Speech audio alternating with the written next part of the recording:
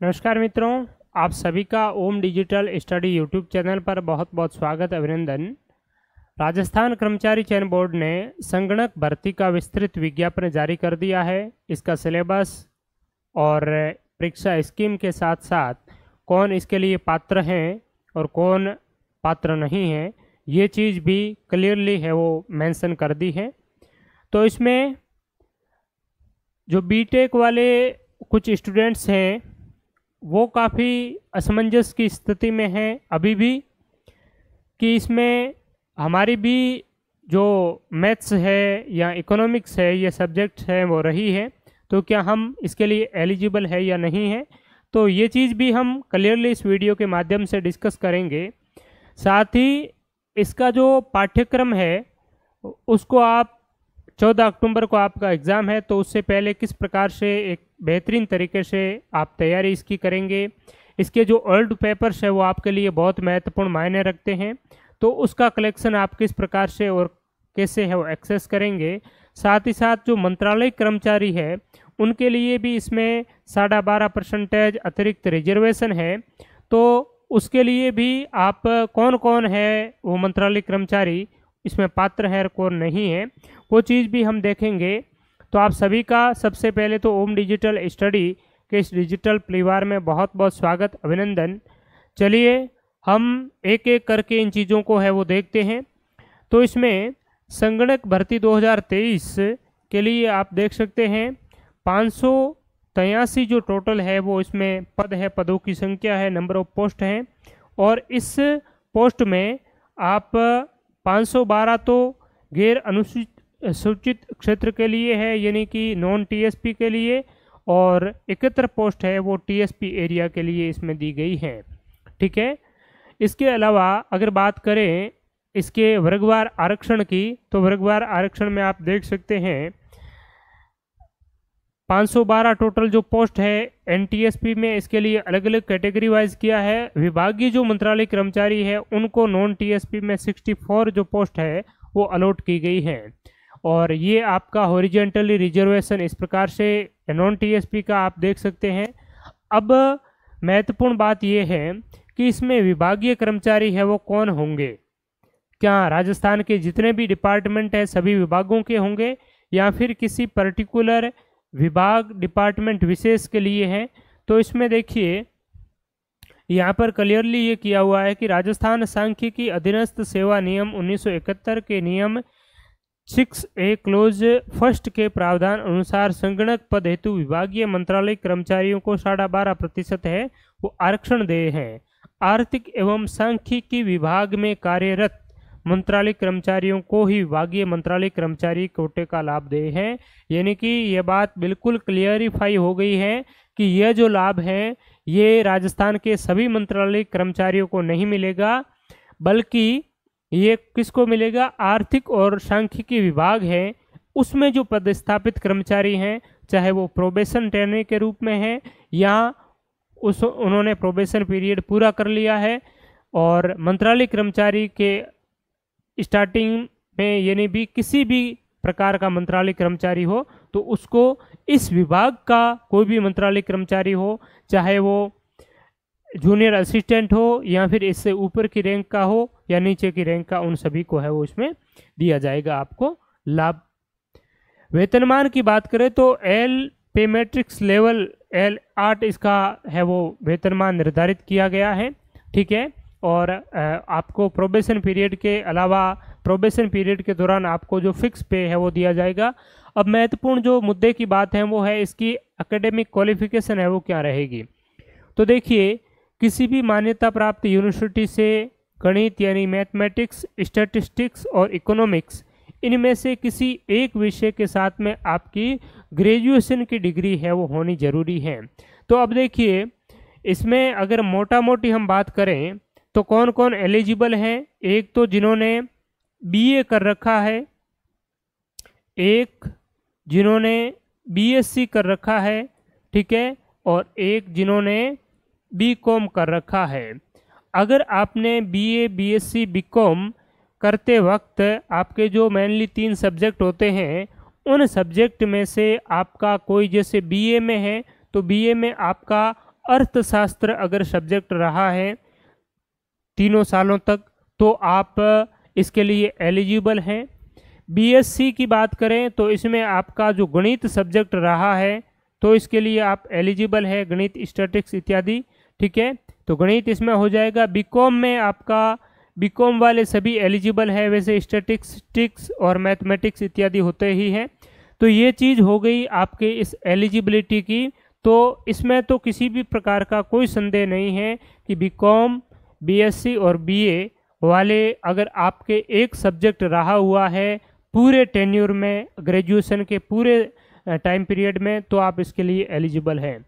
अब बात आती है बीटेक की, ठीक है, जो आपके इंजीनियर है उनके लिए, तो उनको क्या है कि मोटे तौर पर हम कहें, सीधे तौर पर, तो इसके लिए आप लोग एलिजिबल है वो नहीं है। कुछ लोग आपको बताएंगे कि आप है वो एलिजिबल हैं, और ज़्यादातर क्या होता है कि यूट्यूब पर ऐसे बहुत से आपको है वो मिल जाएंगे, तो उनका मेनली मकसद ये रहता है स्टूडेंट का भविष्य है वो उनके लिए महत्वपूर्ण नहीं है, उनके लिए अपनी जो है वो जेब भराई है वो महत्वपूर्ण रहती है। इसीलिए आपको गुमराह भी कर रहे होंगे कि आप लोग सभी जो बीटेक वाले भी एलिजिबल हैं, लेकिन बीटेक वाले एलिजिबल नहीं हैं, क्योंकि आपने बीटेक करते दौरान किसी एक विशेष, अगर ये जो सब्जेक्ट है इसमें से एक आध कोई सब्जेक्ट आपका जरूरी, मतलब असेंशियल जो सब्जेक्ट के रूप में है वो रहा होगा, ऑप्शनल सब्जेक्ट के रूप में आपका ये इसमें नहीं रहा है।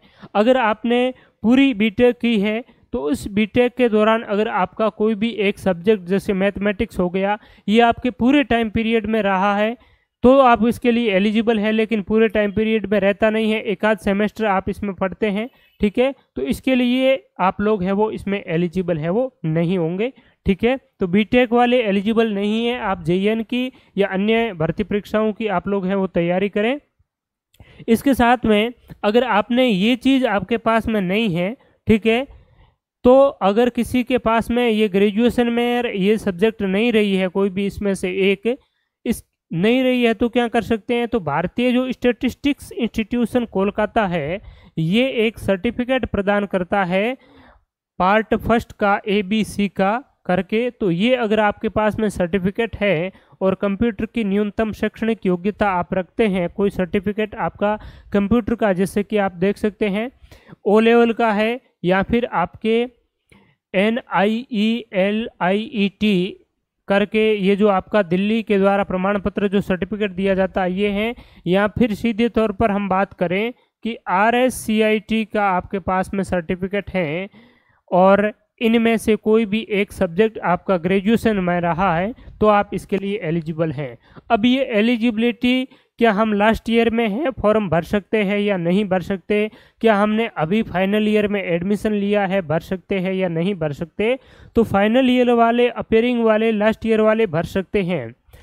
क्योंकि अब जो शैक्षणिक सत्र है वो स्टार्ट हुआ है राजस्थान कॉलेज एजुकेशन में, और उसमें अगर आप फाइनल ईयर में अब प्रवेश करते हैं, फॉर्म भरकर तैयारी करते हैं, तो मैं मानूंगा आप इसके लिए एलिजिबल नहीं होंगे, क्योंकि आपका एग्ज़ाम है वो 14 अक्टूबर को फिक्स है। 14 अक्टूबर की आपकी एग्ज़ाम है वो डेट कर दी गई है। हो सकता है इलेक्शन की वजह से इधर उधर भी हो जाए, लेकिन आपको ये मान के चलना है कि आपका एग्ज़ाम है वो 14 अक्टूबर को ही होने वाला है।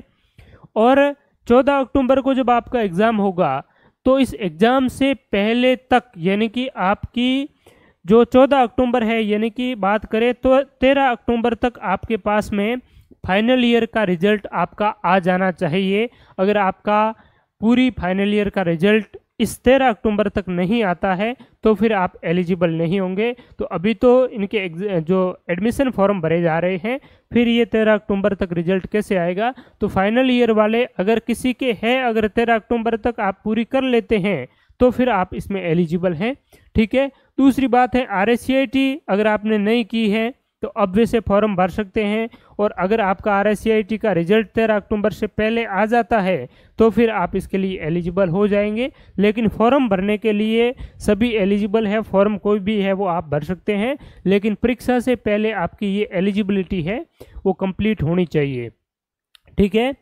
अगर आयु की बात करें तो 1 जनवरी 2024 तक आपकी जो आयु है वो 18 साल पूरी हो जानी चाहिए, और अधिकतम जो एज है आपकी 40 वर्ष है वो उससे ज़्यादा है वो नहीं होनी चाहिए।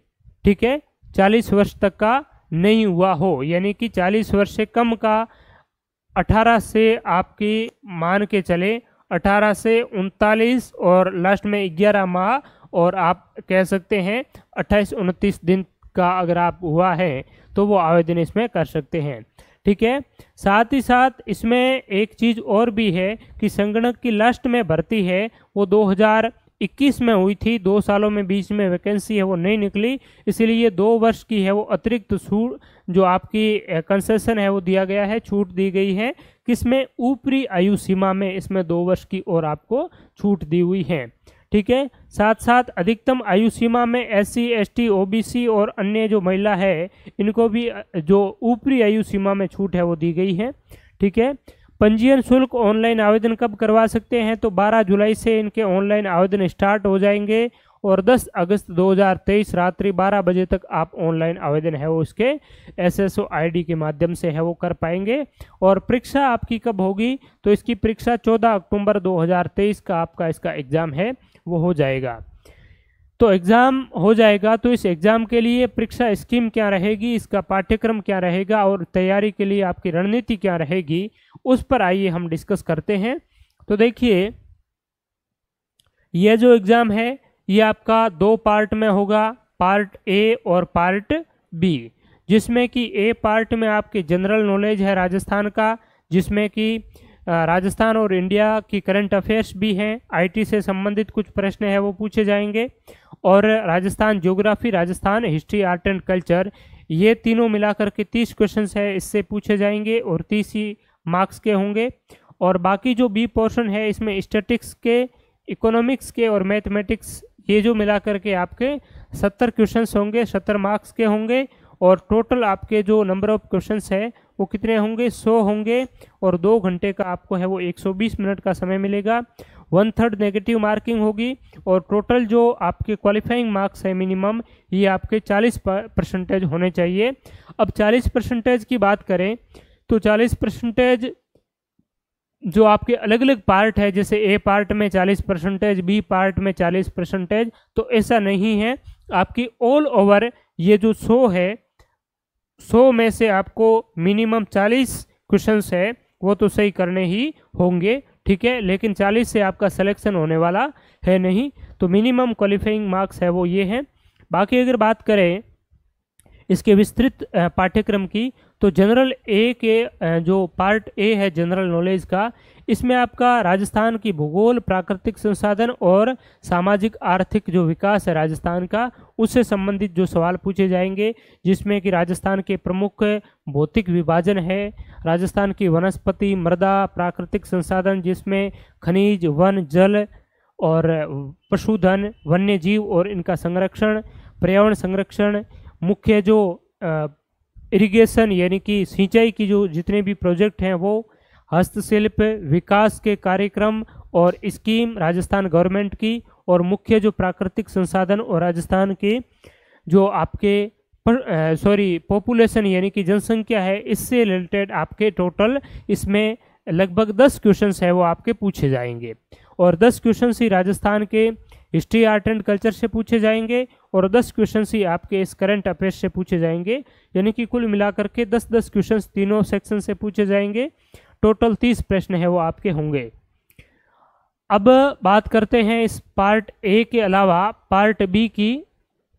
तो पार्ट बी में आप यहाँ पर देख सकते हैं, इसके साथ साथ मैं आपको बता देता हूँ कि पार्ट आपका ए है, इसमें और पार्ट बी के कुछ चीज़ों को मेंशन करते हुए हमने एक बहुत ही शानदार टेस्ट सीरीज भी इसकी चला रखी है। इसका एक बैच है वो आधा हो गया है, आधा रहा है कंप्लीट होना, जिसमें टॉपिक वाइज लगभग सारे टेस्ट है वो हो चुके हैं, अब फुल टेस्ट है वो बाकी रहे हैं।